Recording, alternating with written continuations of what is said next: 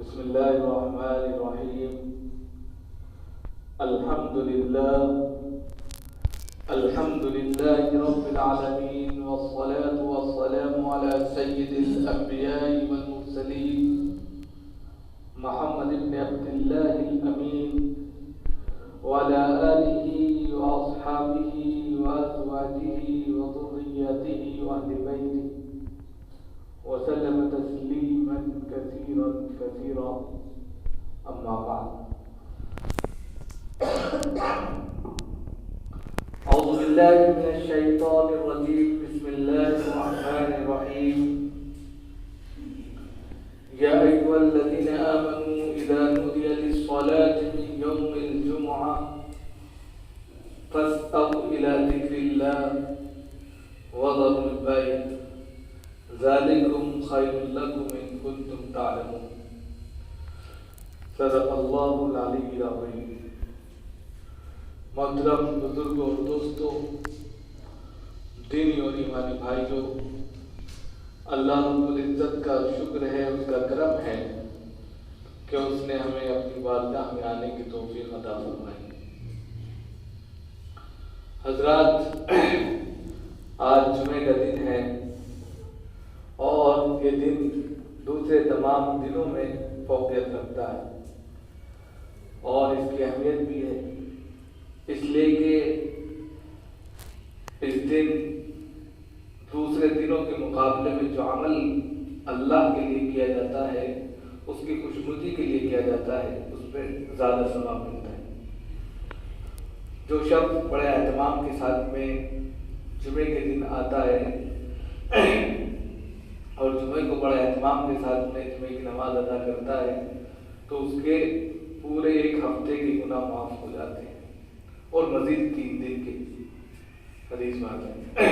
تو گویا کہ اگر آپ نے پورا اہتمام کے ساتھ میں نماز جمعہ ادا کی تو 10 دن کے گناہ جو اس کے سر سے وہ معاف ہو جاتے ہیں. جو گناہ صغیرہ ہوتے ہیں، کبیرہ بغیر توبہ کے معاف نہیں ہوتے. گناہ کبیرہ جب تک آپ خود توبہ نہیں کریں گے اس کے لیے اور اللہ سے سجدہ و سجود ہو کر اللہ کے حضور میں معافی نہیں مانگیں گے، اس وقت تک وہ گناہ معاف نہیں ہوتے. لیکن صغیرہ گناہ، چھوٹے چھوٹے گناہ جو ہم سے چلتے پھرتے ہو جاتے ہیں، غلط کسی کو ٹچ کر دیا، غلط دیکھ لیا، غلط بول دیا، غلط لائن پہ چلے گئے، کسی کو دل آزاری ہو گئی وغیرہ، ہمیں پتہ بھی نہیں چلتے اور ان کو ہم گناہ تصور بھی نہیں کرتے، وہ گناہ صغیرہ ہوتے ہیں. تو وہ خود بخود معاف ہوتے چلے جاتے ہیں جب ہم اچھائی کرتے ہیں. الحسنات یذہبن السیئات، جیسے جیسے اچھائیاں ہوں گی برائیاں ختم ہوں گی. تو برائیاں میں کیا ہے؟ چھوٹے گناہ ہو جاتے ہیں جس کا احساس تک ہمیں نہیں ہوتا کہ وہ گناہ تھا، وہ معاف ہو جاتے ہیں. اب جمعے کا دن ہے، صبح سے اہتمام کرنا چاہیے نیک عمل کا، کیونکہ یہ دن بابرکت دن ہے، اس میں ثواب بھی دوسرے دن کے مقابلے میں زیادہ ہے. تو اور ہم اہتمام کرتے بھی ہیں. تو اگر ہم سورہ کہف ہے جیسے جمعے کے دن پڑھنی چاہیے، بہت بڑا ثواب ہے. عام طور پہ لوگ سورہ کہف کی فضیلت کو جانتے ہی نہیں. سورہ کہف پڑھنے سے بہت سے فائدے ہیں. سب سے بڑا فائدہ جو دنیا بھی ہے وہ یہ ہے کہ انسان کی ایک ہفتے تک حفاظت رہتی ہے. انسان یہاں جا رہا ہے، وہاں جا رہا ہے، ادھر ہے ادھر ہے. تو سورہ کہف اگر آپ نے پڑھی ہے تو وہ سورہ کہف پڑھنے کی برکت سے آپ کی خود بخود فرشتے حفاظت کرتے ہیں. سب سے بڑا فائدہ. دوسرا فائدہ کیا ہے؟ گناہ تو جڑتے ہی کہ قیامت کے دن دجال کا جو فتنہ ہوگا، بڑا بھیانک فتنہ ہوگا، جب قیامت قریب ہوگی، اس سے آپ کو نجات مل جائے گی. ایک وقت ایسا آئے گا اس دھرتی پر، اس پرتھوی پر، کہ دجال کا جال ہوگا. ہر انسان اپنے ایمان کو بچا نہیں سکے گا اور بڑی مشکل سے ایمان بچے گا لوگوں کا. حدیث میں آتا ہے صبح کو مومن ہوگا شام کو کافر ہو جائے گا، شام کو مومن ہوگا صبح کو کافر ہو جائے گا۔ ٹکے کے بھاؤ میں اپنے دین ایمان کو بیچ دیں گے لوگ، ایسا زمانہ آئے گا۔ رات کے فتنوں کے معنی، رات کے ٹکڑوں کے معنی جو ہے فتنے ابھریں گے اور اتنی تیزی کے ساتھ میں فتنے برپا ہوتے چلے جائیں گے، انسان اپنے آپ کو بچا نہیں سکے گا۔ ایسے میں ہمیں تیاری کرنی چاہیے کہ ہم کس طریقے سے بچاؤ کر سکتے ہیں۔ مثال کے طور پہ آپ کو پتا ہے کہ یہاں پر ندی ہے، تالاب ہے، کبھی بھی اس کا بند ٹوٹ سکتا ہے تو پوری بستیاں بہہ جائیں گی، تو پہلے سے آپ مزید مضبوط بند بنانے کی کوشش کرتے ہیں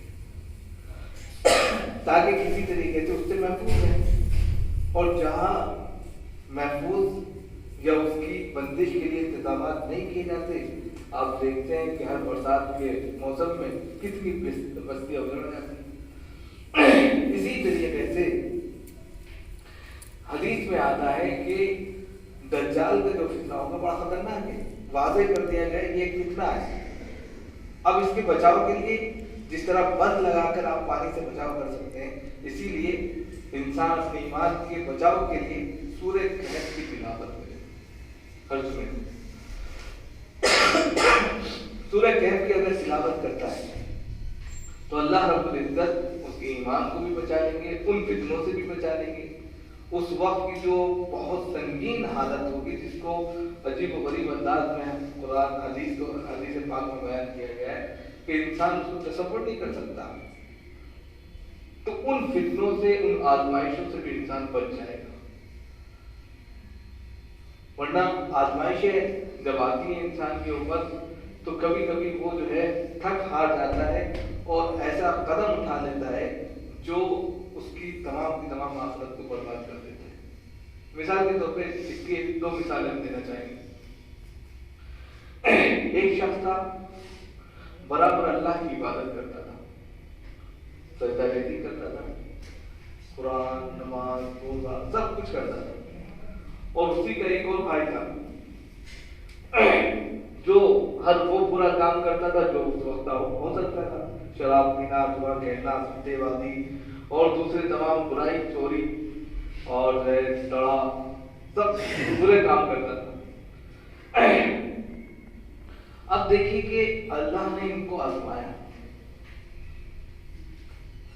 آزمانے کے لیے یہ جو شخص تھا جو پوری تیاری کر رہا تھا اور نیک کام کرتا تھا، اس نے کہا یار بہت دن ہو گئے نیک کام کرتے کرتے، آج چلو بالا خانے میں چلتے ہیں، جہاں بھائی جام پہ جام لٹا رہا ہے وہاں جا کے تھوڑا سا جام پی لیتے ہیں، دیکھ لیں۔ یہ شخص نیچے سے اوپر چڑھنے لگا، اور وہ بھائی جو جام پہ جام پیے جا رہا تھا بالکل بدمست تھا، اس نے سوچا یار آج اللہ کی عبادت کر لیتے ہیں۔ وہ نیچے بیچ میں کراسنگ، وہیں موت کا فرشتہ آ گیا، ایک چڑھ رہا ہے ایک اتر رہا ہے، ایک نے مسلسل عبادت کی اور ایک نے مسلسل خراب کام کیے، لیکن نیت بدلی، ارادے بدلے، ایکٹیویٹی بدلی، صرف چلے اور قدم، وہی موت آ گئی۔ جس نے عبادت کی تھی اس کی پکڑ ہو گئی، آزمائش، اور جس نے ابھی تک کچھ نہیں کیا تھا وہ بچ گیا۔ تو یہی ہے آزمائش کہ انسان یہ سوچے ارے ہم تو سب کچھ کرتے ہیں، نماز پڑھتے ہیں، یہ کرتے ہیں، ہمارے پاس تو سب کچھ ہے۔ آزمائش سے بچنا چاہیے۔ اگر آزمائش آ گئی تو پھر ایسے حالات بنتے ہیں کہ انسان سمجھ نہیں پاتا، بالکل حالات صحیح تو ان کی، نماز روزہ سب کچھ کر رہے تھے، صرف ارادہ بدلا، ابھی جام بھی پیا نہیں، چڑھے بھی نہیں، ارادے تھے پر سیڑھیاں چڑھ رہے تھے، اور فوراً فیصلہ ہو گیا۔ تو اسی طریقے سے ہم جو ایکٹیویٹی کرتے ہیں، جو کام کرتے ہیں، اس میں اگر ہم نیت صالح رکھیں، نیک نیت جس کو کہتے ہیں، صاف ستھری نیت، اللہ کی رضا کے لیے، اس کی خوشنودی کے لیے کام کریں، تو وہ کام دھیرے دھیرے دھیرے دھیرے وزنی اور بہت زیادہ ثواب والا بن جاتا ہے۔ پھر اسی کام کی وجہ سے ہمیں اور نیک کاموں کی توفیق ملتی ہے. اس لیے ہم اور نیک کاموں کی توفیق کے لیے کچھ ایسے وظائف، کچھ ایسے عمل کرتے رہیں جس سے ہمیں ایک تازگی ملتی رہے، ایک روشنی ملتی رہے، ایک انرجی ملتی رہے، چارجنگ پاور ہمیں اندر محسوس ہوتا ہے.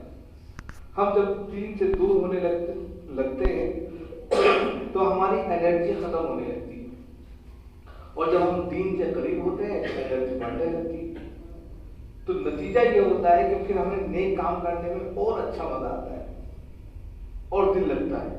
اور جب ہم دور ہوتے ہیں تو ایک نماز کیا، ایک سجدہ کرتے ہوئے ہمیں جو ہے زور پڑتا ہے، آتے ہوئے زور پڑتا ہے، سامنے سے گزرتا ہے کہ چڑھیں گے نہیں سیڑھی، یہ دوری کی بات ہے. تو اسی لیے کہتے ہیں کہ پہلے سے تیاری کرنا، آزمائش سے بچنا. تو یہ سورہ کہف جو ہے ایسی آزمائشوں سے جو ایمان پر خطرہ منڈلاتا ہے کہ انسان کا ایمان جا سکتا ہے، فتنے ابھریں گے اور ایک انسان کو، یعنی کہ اس کے بڑے خطرناک فتنے بتائے گئے ہیں، تو اس میں انسان اپنے آپ کو بچائے. تو اس کے بچانے کی تدبیر بتائی کہ وہ ہر جمعے کو سورہ کہف کی تلاوت کیا جائے. سورہ کہف کی تلاوت ویسے بھی بابت کرتے ہیں، اس سے اور بھی بہت سارے کام آتے ہیں اور ہو جاتے ہیں. پھر آپ نے دیکھا ہوگا عام طور پہ حادثات بہت تیزی کے ساتھ میں ہو جاتے ہیں، حادثات ہیں یا اسی طریقے سے ایکسیڈنٹ ہے اور بھی بہت ساری چیزیں، اس میں بھی بڑی حفاظت کرتی ہے سورت. تو آپ صلی اللہ علیہ وسلم کو بڑا اہتمام تھا کہ اس کو پڑھتے تھے. تو ہم جب جمعے کے دن آئے تو اتنا وقت نکال کے آئے کہ ہم 10 سے 15 منٹ 20 منٹ سورہ کہف ہم پڑھ لیں یا پڑھ کے جائیں. تو اس سے کیا ہوگا کہ اللہ آپ کی حفاظت فرمائے. دوسری چیز کیا ہے کہ آج کے دن درود پاک کی ایک تصویر ضرور پڑھا کریں. درود پاک جناب محمد رسول اللہ صلی اللہ علیہ وسلم کے حضور میں نذرانے گلدستہ ہے، جس کو ہم سب کے اوپر ضروری ہے کہ ہم ایک تصویر پڑھ کے حضور گلدستہ پیش کریں. ان کے امت پر بے شمار احسانات ہیں، بے شمار انہوں نے امت کے لیے خدمات انجام دی. اب ہمارے اوپر اتنی کہہ سکتے ہیں کہ ذمہ داری تو بنتی ہی ہے کہ ہم بہت کچھ نہیں کر سکتے، تو ایک تصویر ضرور جناب محمد رسول اللہ صلی اللہ علیہ وسلم کے لیے درود پاک پڑھیں. بہت لمبی نہیں پڑھ سکتے تو کم از کم صلی اللہ علیہ وآلہ وسلم ہی پڑھ لیں، ایک 100 مرتبہ، کیونکہ یہ حق ہے. اس کے پڑھنے سے بہت سارے فائدے ہوں گے. روزی میں برکت ہوگی، جان مال میں برکت ہوگی، کاروبار میں برکت ہوگی، جناب محمد رسول اللہ صلی اللہ علیہ وسلم کی شفاعت اور شفاعت حاصل ہوگی. یہ ساری چیزیں جو ہے آپ کو حاصل ہو جائیں گی. تو ہم جہاں دوسری چیزوں میں اپنا وقت لگاتے ہیں، 10 سے 15 منٹ میں ایک تصویر ہو جاتی ہے. اور خاص طور سے عصر کے بعد معمول بنائیں کہ ہم ایک عصر سے لے کے مغرب تک ایک تصویر ضرور پڑھیں، اور خاص طور سے جمعے کے دن. تو یہ چیز جو ہے آپ دیکھیں گے کہ خود بخود آپ کو بہت فائدہ ہوگا. فائدے کو سامنے پیش نہیں کیا جا سکتا، خود اس کو اپنے اندر وہ چیز محسوس ہوتی ہے کہ مجھے کیا فائدہ حاصل ہوا. اسی طریقے سے جمعے کے دن نوافل کا بڑا اہتمام کریں. وقت ہے، اللہ نے وقت دیا ہے، تو مثال کے طور پر صلاۃ التسبیح کی نماز ہوتی ہے، زندگی میں کم از کم ایک مرتبہ تو پڑھ لینی ہی چاہیے. زندگی میں اگر آپ نے نہیں پڑھی ہے تو وقت نکال کے ایک مرتبہ پڑھ لیجیے اپنے طور پہ. یا اس کے علاوہ شکرانے کی نمازیں پڑھ سکتے ہیں، یا اس کے علاوہ نوافل ایسے پڑھ سکتے ہیں تاکہ اس کے ذریعے جو ہے اللہ کی خوشنودی حاصل ہو سکے، اللہ سے آپ کا رشتہ. کچھ نہیں کر سکتے، صلاۃ التوبہ پڑھ لیجیے. صلاۃ التوبہ سے یہ ہوگا کہ جو گناہ ہو گئے ہیں وہ معاف ہو جائیں. اور ہوتے ہیں، انسان ہے، انسان خطاؤں کو ملا ہے. اس سے گناہ سرزد ہوں گے، لیکن اللہ کو یہ ادا سب سے زیادہ پسند آتی ہے اپنے بندے کی کہ وہ جب اللہ کی طرف رجوع کرتا ہے اور اللہ کے سامنے آ کر گڑگڑاتا ہے، روتا ہے، اپنے کیے پر پشیمان ہوتا ہے، شرمندہ ہوتا ہے، توبہ کرتا ہے، معافی مانگتا ہے، تو اللہ اس کو معاف کر دیتے ہیں۔ لیکن معافی کی طلب، اس کی جستجو، اس کی تلاش، اندر سے فکر مند ہونا اور پھر خدا کے سامنے گر جانا اور پھر نادم ہو کر آنسو بہا دینا، خدا کو اس قدر پسند ہے یہ ادا کہ اگر کہتے ہیں کہ سمندر کے جھاگ کے برابر بھی اگر گناہ ہے نا، سب معاف ہے، چاہے جتنے گناہ ہے، بس ایک گناہ نہ کیا ہو، شرک نہ کیا ہو، اللہ کے ساتھ ساجی نہ ٹھہرایا، اللہ جیسا کسی کو نہ مانا ہو، سب کچھ معاف کر دیں گے۔ ان اللہ لا یغفر ان یشرک به ویغفر ما دون ذلک لمن یشاء۔ اللہ کے علاوہ کسی کو معبود نہیں مانا، گناہ ہو گئے معاف کر دیں گے اللہ، اگر معافی مانگے گا بندہ۔ قرآن میں توبۃ النصوحہ کا لفظ استعمال کیا ہے، بہترین توبہ کی کیوں کہا ہے؟ اللہ کو یہ چیز بڑی پسند ہے، ہم توبہ کرتے ہی نہیں، ہم گناہ کر لیتے ہیں، ہمیں احساس تک نہیں ہوتا کہ ہم سے گناہ ہو گیا۔ تو ایسے میں جمعے کے دن اہتمام کریں، ہم کم از کم 2 رکعت 4 رکعت جو ہے صلاۃ التوبہ پڑھیں، اور اگر یہ جانتے ہیں کہ ہمارے اوپر کوئی گناہ نہیں ہے تو صلاۃ الحاجہ پڑھ لیں، ضرورت تو سبھی کو رہتی ہے، کسی نہ کسی چیز کی ضرورت ہر انسان کو ہے، کوئی بھی ہو۔ ایسے میں اللہ سے اگر آپ مانگیں گے، حدیث میں آتا ہے ایک تسمہ، جوتے کا جو تسمہ ہوتا ہے، جوتے باندھتے جوتے کو بند، وہ بھی اللہ سے مانگیں، اللہ دیں گے، بالکل معمولی چیز ہے، اس کو مانگنے کا حکم بھی حدیث میں آتا ہے، اللہ سے مانگیے اور کسی سے نہیں۔ ایسے میں اگر آپ صلاۃ الحاجہ پڑھتے ہیں تو ہر انسان کی اپنی اپنی ضروریات ہیں، اپنی اپنی پریشانیاں ہیں، اللہ کے سامنے رہتے ہیں، اللہ راستے نکالتے ہیں، خود بخود آپ دیکھیں گے کہ اس پریشانی سے آپ کو نجات مل رہی ہے، اس کہہ سکتے ہیں ذہنی ٹینشن سے آپ کو نجات مل رہی ہے، یہ کریں۔ اور بس اوقات انسان ہوتا جاتا ہے، روزانہ کرتے ہیں، ہر جمعے کو گھر کا کچھ نہیں ہو رہا ہے، تو کبھی کبھی یہ بھی سوچیے کہ جو بہت خاص ہوتا ہے اس کو بہت لیٹ دیا جاتا ہے۔ آپ نے دیکھا بھی ہوگا دنیا میں